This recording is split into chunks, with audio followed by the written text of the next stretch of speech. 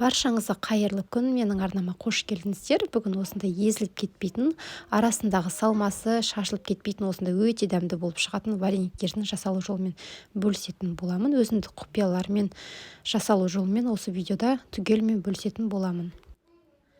Ыдысқа 2 жұмыртқаны, оның үстіне суды және де тұзды салып, жақсылап вилканың көмегімен тұзы ерігенше араластырып аламыз. Одан кейін ұнымызды бір-біртіндеп сала отырып, орташа қылып қамырды елеп аламыз. Каналға тіркелмеген болсаңыз, тіркеліп қойыңыз. Алдағы уақытта өте жақсы рецепттермен бөлісетін боламын. Қай затты қанша мөлшерде қосқанымды видеоның астына описанияға жазып кететін боламын. Ұнымызды осылай бір-біртіндеп сала отырып, жақсылап қамыр елеп алатын боламыз.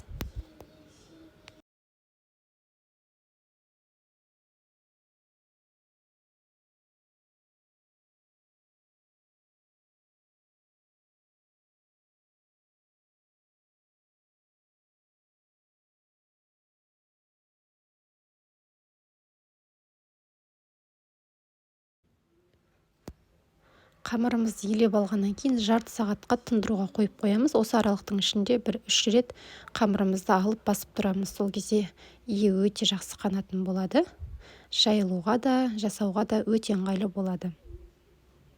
Осылай 3 рет басып қоямыз. Ортасына салғанға салмасына бізге картошкамызды суға пісіріп аламыз. Суын құйып, тұзын салып,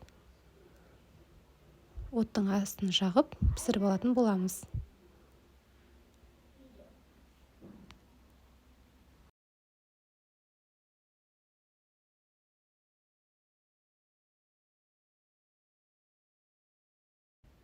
Картошкамызды езгіштің көмегімен жақсылап езіп алатын боламыз.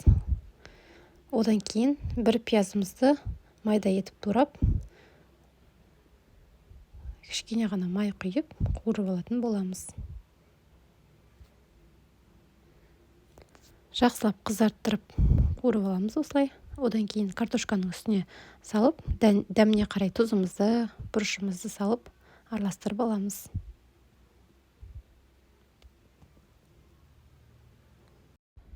Қамырымызды осылай 3 бөлікке бөліп алатын боламыз. 3 бөлікке бөліп осылап дайындап аламыз. Одан кейін әрқайсысын ұн себе отыра оқтаудың көмегімен жайып шығатын боламыз.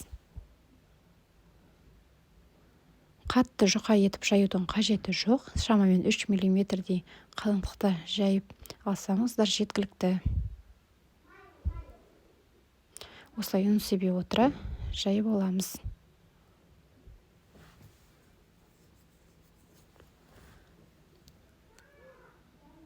Және де кесіп алатын боламыз. Өзіңізге ыңғайлы үлкен немесе кіші ыдыстың көмегімен кесіп аламыз.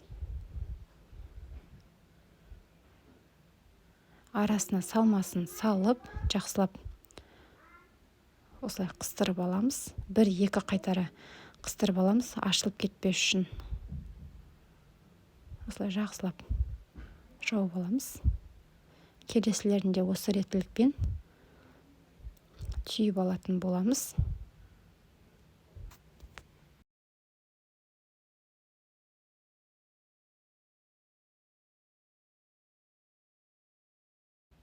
Варениктердің асты жабысып қалмас үшін тақтайға ұнымызды сеуіп, варениктерді орналастырып шығамыз. Бұл варениктерді морозильникке қатырып сақтасаңыздар да болады.